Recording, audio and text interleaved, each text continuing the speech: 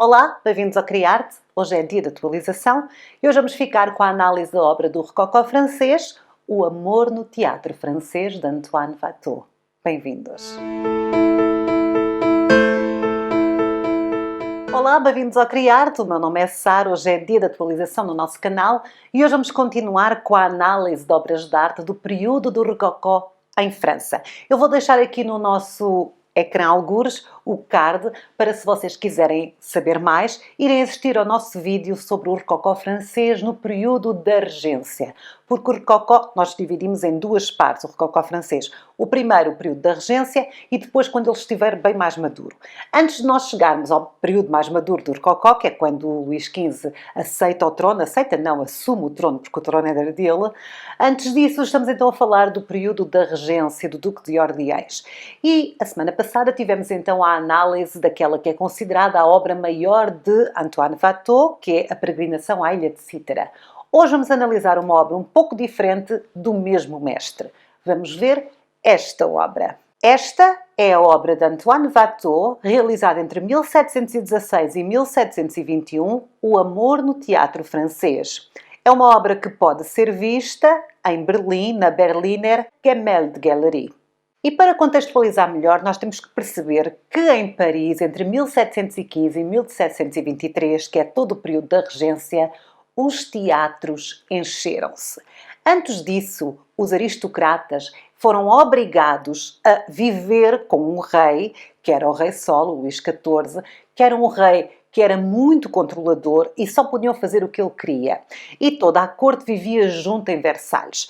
Agora, durante o período de regência, a corte voltou para Paris, vivia nos seus próprios palácios, mais pequenos, mais privados, tinha festas mais privadas, as festas galantes, e então voltou o teatro. O teatro tinha sido proibido pelo rei Sol, que expulsou todos os atores italianos de Paris por acreditar que eles ofendiam esta senhora, que é Madame de Maintenon, que era a sua amante. Quando o Duque de Orleans ficou regente, mandou então chamar novamente todos estes italianos do teatro e os teatros voltaram a abrir-se.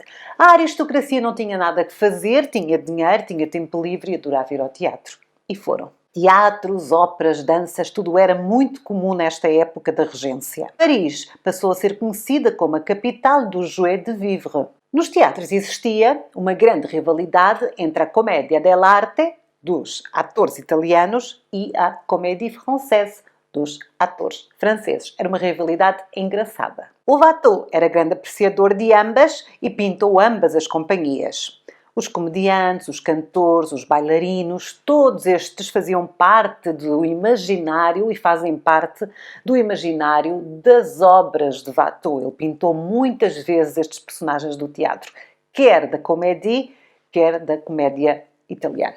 Uma dessas obras é esta que estamos a analisar, que é O Amor no Teatro Francês. Aqui o que nós temos é um grupo no palco.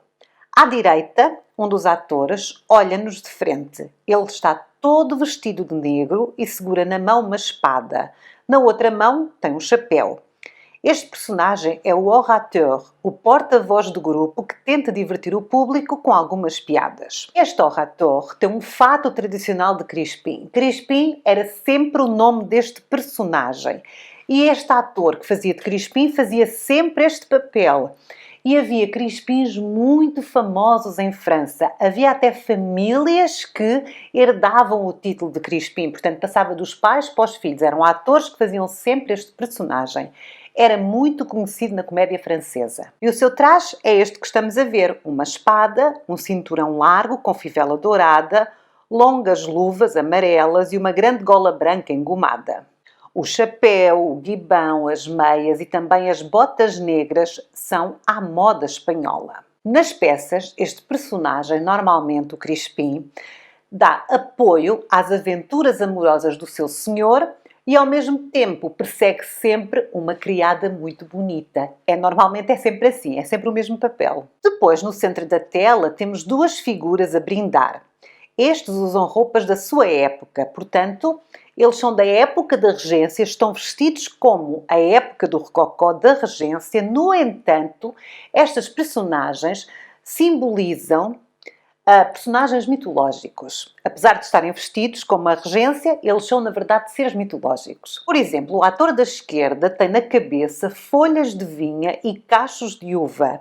Aos ombros carrega uma pele de leopardo. Isto identifica-o como Baco, o deus do vinho. O companheiro que está à sua frente carrega setas. Isto identifica-o como Cupido, o deus do amor. Por causa destas duas personagens, nós temos quase a certeza que esta peça é Festas de Amor de Baco, uma ópera cômica de Jean-Baptiste Lully, que era muito, muito popular nesta época. Nós temos os personagens mitológicos e os dançarinos que fazem parte da ópera, e depois temos o personagem do Crispim, que faz parte do teatro. E isto corresponde exatamente ao gosto da aristocracia da regência, que gosta de combinar várias formas de divertimento. E são, desta época, a ópera bailado e a ópera cômica.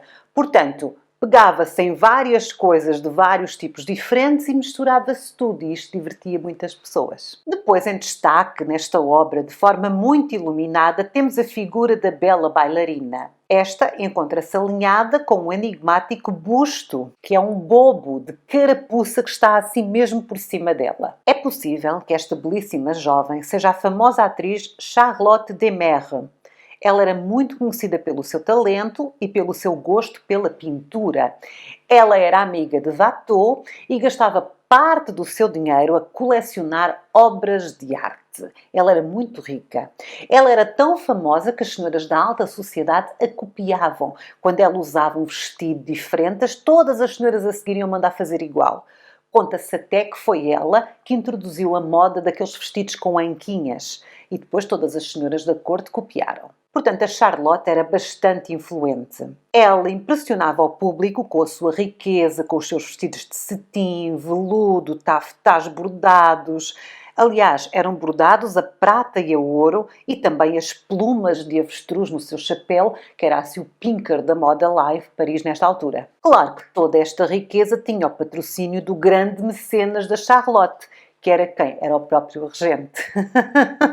O Duque de Orleans era assim o benfeitor desta menina. Ela era muito famosa e então também já ganhava muito bem, pois claro, e ele ainda patrocinava todo este luxo para ela se apresentar em palco assim desta forma, mas também ela era conhecida por ser uma atriz extremamente talentosa. No entanto, nesta época, no século XVIII, no período rococó em França, as atrizes não eram consideradas assim, não eram muito bem vistas, porque nós, apesar de tudo isto, apesar de nós estarmos a perceber que no período rococó as pessoas eram muito mais libertinas, tinham aquelas festas galantes, andavam assim todas a querer se apaixonar, no entanto continuava a ser uma sociedade mais conservadora e nem toda a gente, não é verdade, concordava com esta libertinagem. Muito pouca gente concordava, porque depois isto tudo acabou com a Revolução Francesa, portanto havia aqui muito abuso. No entanto, as atrizes não eram muito bem vistas, mas conseguiam ganhar a sua vida, eram famosas, eram ricas e eram influentes. Conta-se até que, segundo o Duque de Orleans, ele gostava muito de atrizes, desde que sejam bem-humoradas, impúdicas e bebam e comam bastante. Vamos então continuar com a nossa análise. No lado esquerdo da obra estamos a ver um grupo de músicos na sombra que contrasta com os atores bem iluminados à direita.